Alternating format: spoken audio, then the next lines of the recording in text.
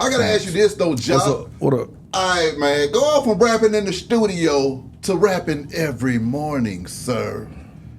Having to have something to say every morning. What was that transition like for you from being an artist to being a personality, man?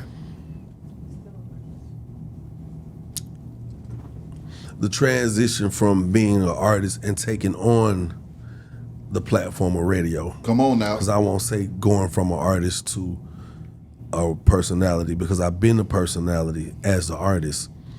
I'm just having a platform now to allow me to extend my personality. Exactly. By Let's way go of there. just Let's go now. Right? Let's go now. Nah, because Nah, I feel it. the interesting thing behind is how I got there, because I was transitioning from being just an artist or an entertainer, right, to being a club owner.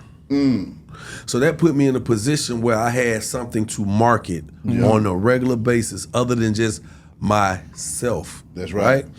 And in doing that, I started realizing how much money I could make doing that with my clubs and promoting.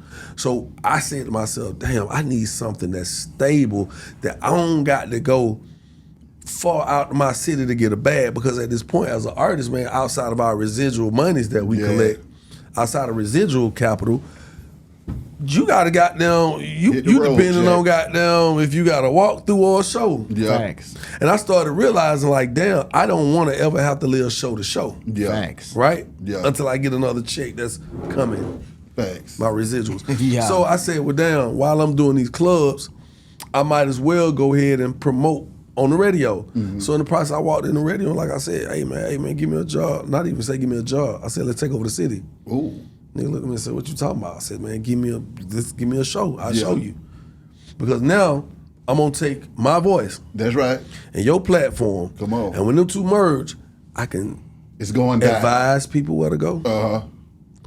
I can advise you where not to go. Yeah. I can tell you who I fuck with. Yeah. And I can tell you who I don't fuck with. It worked. And it worked just that simple. So I said, well, shit, I get to talk on radio. I often meet people who always say, man, you intelligent. You need to speak more. Exactly. I'm like, damn. So I ask myself, do I come off ignorant? And people are like, nah, not really. But if you really look at it, as an artist, y'all have so much shit going on that we following the propaganda. We following the hype. We gonna follow whatever trending. And it might not be you saying the most important or the most intelligent thing. Yeah. You might trend off saying the most ignorant, the most vile shit ever. You know what I'm saying? Like, let's be for real. Yeah. Man, Jock, to me, he opened up the doors for people like me to be comfortable at coming in every week, you know what I'm saying, to want to sit down here, because it's mass communication, not just through your music. And people will look at us and be like, oh, you fell off. I done heard the jokes about Jock. I don't want to go broke like Jock. They play with me like that, but not knowing I'm making more money doing this. You know what I'm saying? Because I'm not getting booked like that. You know what I'm saying? But now it all merged together because I did do this. You feel me? So it opened up other doors, man. You know what I'm saying? I done been in the movies. I done been in all kind of other things. And I want to let you know, bro, like, you motivated me to keep pushing like that. Well, you know what I'm saying? it. But speaking of that radio, I remember Jock saying, man, Turk, man, one day I was pushing for you, man, you know what I'm saying? And, you know, but they went check your Instagram, you know, and they were like, nah, you know what I'm saying? That Instagram could get you messed off. So Jock always been pushing and kept it real, like, since I met him, bro. You know what I'm saying? And you don't find that many people. Like, where do that come from, Jock? Just staying true to who you is, bro. I'm gonna be honest with you, man. That's really the only thing I really truly know how to do. I'm not good at being. I'm not good at being other people. Yeah. You know, even when I was doing music, did I want to do trap music? I was in the position of shit. I just want to do music. But I'm noticing in my city, there's certain genres that'll take you to different heights. You know, because at one point we had the snap music, and that shit was right. Yes, sir. But before the snap was what? The crunk. Yeah. So I had a choice. I said, well, damn, I'm looking at both of these sub-genres. Yeah. And I'm like, well, crunk kind of going out, and I ain't no yelling ass nigga. Cause you gotta be a yelling ass nigga to get crunk. You gotta have a throat like that. Pause. Yeah. Right, you know what I'm saying? That nigga, you did that shit. Now. You know what I'm saying? I'm just saying. Yeah. So then when Snap came in, it's like it's the vibe. I know it. The synergy, the frequency, because I'm from the city, and it's just a natural thing. You could do it, right?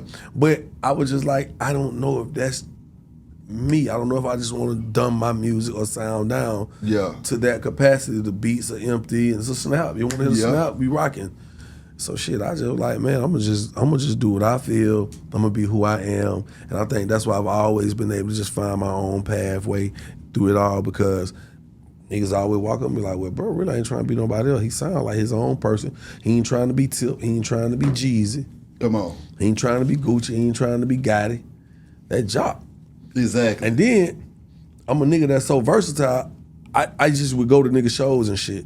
Yeah. And I would notice whatever nigga content is, that's what come out of his shows. Yeah. If a nigga talking all gangster shit, boy, it's all gangsters at his show, and these nigga willing to try you. A nigga go against you. A nigga will pay to come see you to try you. Come on. Cause this is the most direct way I can get to you, pussy ass nigga. That's how a nigga be doing. And I seen them like, damn, how the fuck you pay money to come here with somebody to see somebody? You singing, I just play the tape, but look at the video. He's rapping.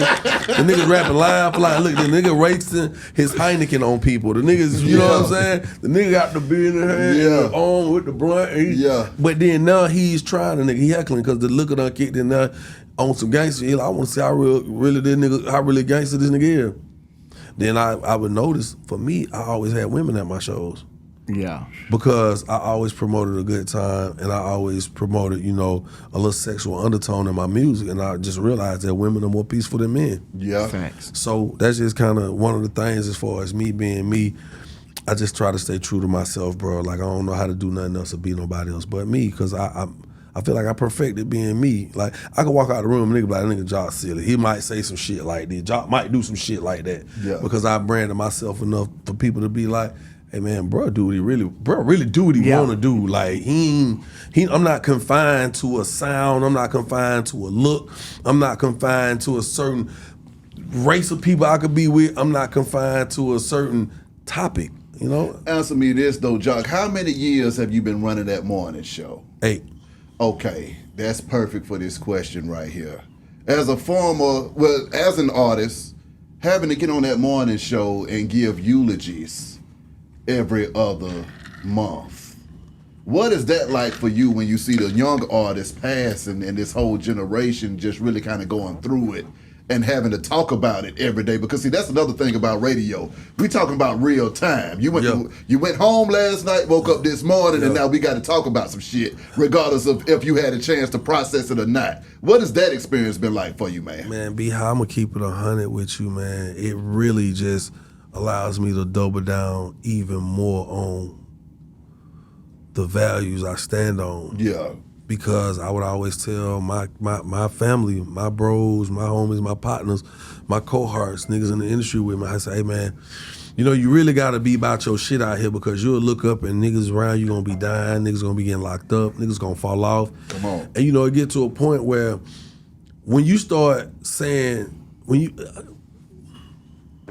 a very prolific thing that I've witnessed in my time, we've all seen it, but I'm gonna point it out. Self-proclamation is a real thing. You know what I'm saying? Rick Ross called himself a boss, he became a boss. Facts. T.I. called himself a king, he self-proclaimed as a king. We treated him like a king. Muhammad Ali, the greatest to ever do it, right? Come on. So when you got the understanding of self-proclamation, there's a certain level of confidence with that. It's a certain level of conviction that got to go into that shit. That's right. And so I would sit back and I would watch how people would take off, and how niggas would stall out, and how niggas would crash. And I just started realizing, Turk and B-High, like, I'm gonna keep it 100, man. I just started realizing, like, I'm gonna outwork niggas. I'm gonna out-hustle niggas. Outlast them. And I'm gonna outlast and outlive a lot of niggas, because sometimes you can see it's like watching the nigga. You like, hey, well, you might wanna woo-doo. Oh no, it's all good. Next week, tonight on local news, we have to report. It's like, damn, that fast. I just told nigga and then crash out. And I don't want to call names, but I've seen a lot. I've been at some funerals, man. I looked in that box, man. And I've been sitting there with nothing that I could say to their family or nothing I could say to the world. But in my mind, I'm like, damn, bro, I tried to tell you. Shit. Exactly. Nobody wants to hear that. I don't give a fuck how right you is. Oh, Nobody yeah, wants not to at I told you. hell no. Not I told you I so. told you it'll make a nigga swing on you. Oh, yeah. Cause 20 nigga feel like, you years. been down me. No, I didn't doubt you. I didn't doubt you. I didn't doubt karma. Come on. I didn't doubt reality. Facts. I didn't doubt you crashing out because I'm watching what you're doing and I'm telling you, hey man, let's think about it. The average nigga who a J right now, them niggas didn't know they was gonna become a J. Come on. You just look at me like, damn nigga, you a J to you like Junkie. junkie if you don't know. Yeah. Think about it. For a nigga who died the first time he ever died, Damn, first time you ever died, your second time you ever died? what I'm saying is when it happened, it happened. Yeah. You don't even know you did. Facts. You know, you trying to see what I'm saying? People are like, boy, that shit don't happen like that. Boy, that shit ain't never happen until it happens. Exactly. So I humbly speaking, man, I try to tell cats, man, stay out the way, find you a lane, take that lane, progress in that lane as much as you can. Once you get to a certain point in that lane, you hand that motherfucker off. Gotta hand it off. Come on. That's the only way we're gonna keep it, Going. the cycle going. I mean,